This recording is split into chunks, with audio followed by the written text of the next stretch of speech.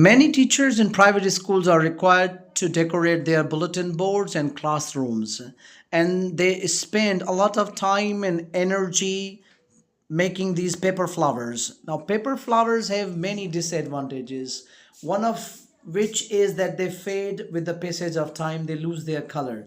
They are also affected by humidity and moisture, and a lot of things can go wrong with paper flowers. The biggest disadvantage is that you will have to make them again the next year. So what is the better alternative? The better alternative is to use plastic flowers. Now plastic flowers come in different shapes, sizes and colors. There's a great variety of them, and they are present in every city of every country because they are used for different purposes. You can also make a great use of plastic flowers. You can modify them to fit them around different objects.